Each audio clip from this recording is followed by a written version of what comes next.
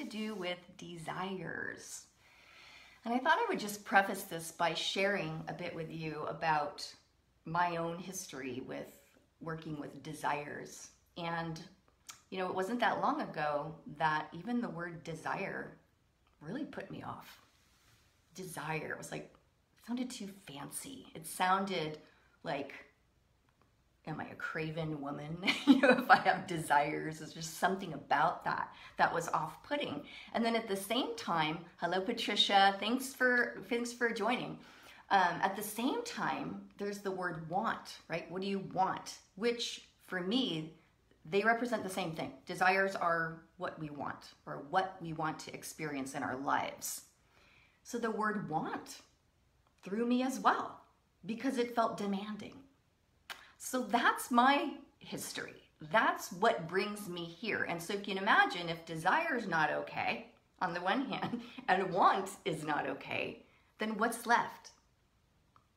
Just giving, right? I felt safest just giving. It felt like that could ensure that I was a good person. So anyway, okay, let's dive in. So desires are clues that lead you toward your greatest potential and your highest level of service in the world.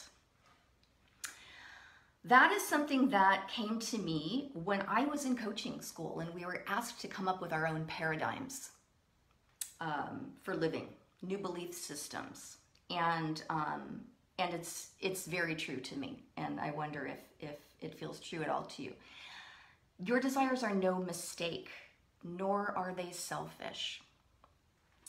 Desires are indicators of your natural instincts and inclinations.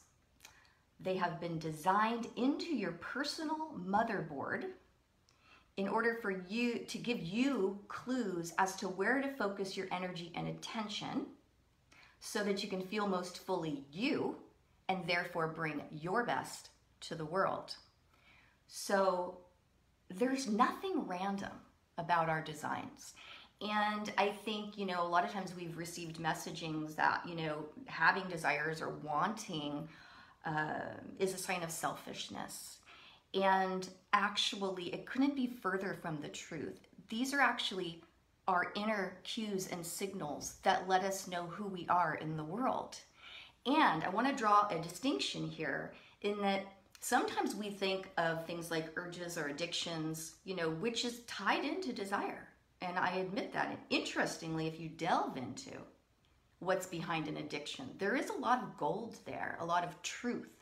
But right now I'm just talking about like the things that just sound like they'd be so great to experience, or things that you want, right?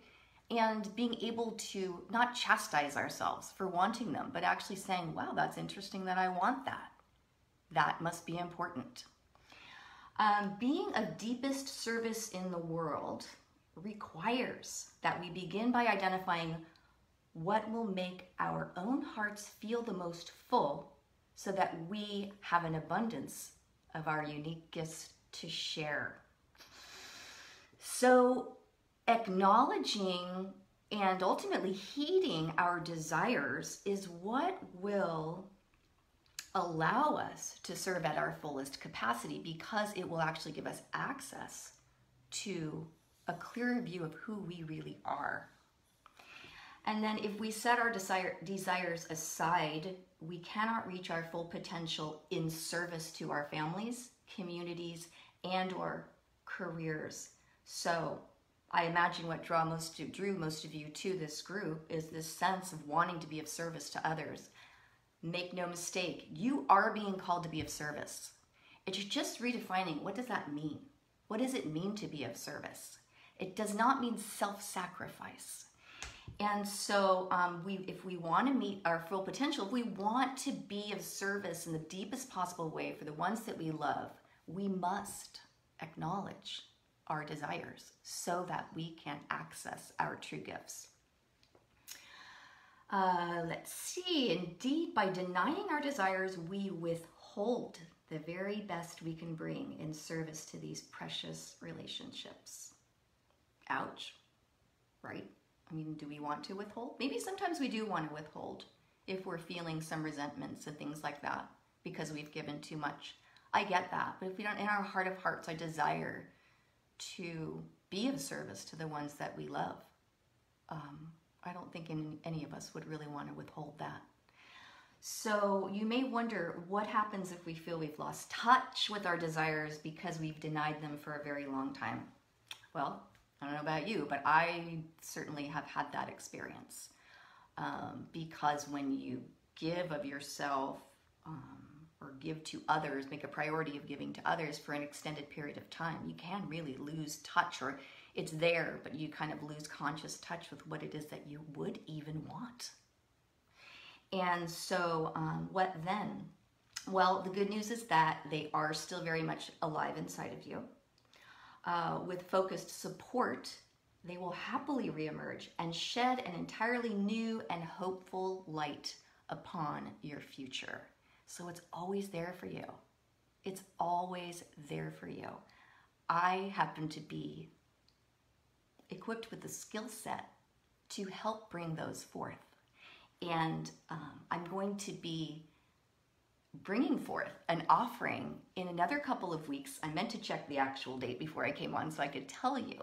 But in a couple of weeks, we will take our weekly theme and that will be set aside for 1 week. And I will be sharing about this offering that I'm so excited about because it's just such a win-win for everyone involved, which I always love to try to achieve.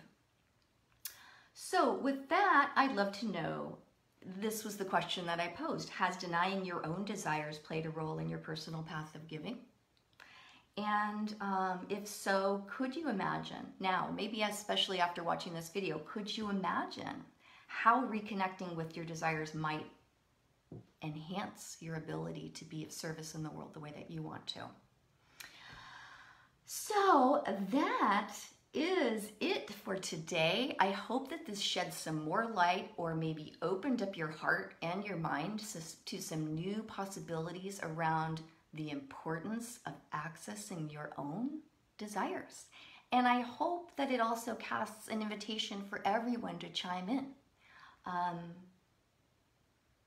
It's all important. It's all valuable. Everyone's input is valuable. And it will enrich the experience for everyone in the group if we're willing to put ourselves out there a little bit. Now, having said that, I always offer the option of simply pondering, hey Heidi, good to see you. You're just catching the very end, but I hope you'll go back and watch because there's some really valuable stuff. But I'm so glad you're here with me. Or with us. But anyway, so I do always offer that option of pondering. What that does is it lets us know that, you're here with us. It lets me know, hey, you're here with me. I read it, I'm pondering. Maybe you don't get back, within the week, but just letting it in is really, really impactful. So with that, I'm gonna sign off and wishing you an amazing week. Tomorrow I'll be chiming in with another post with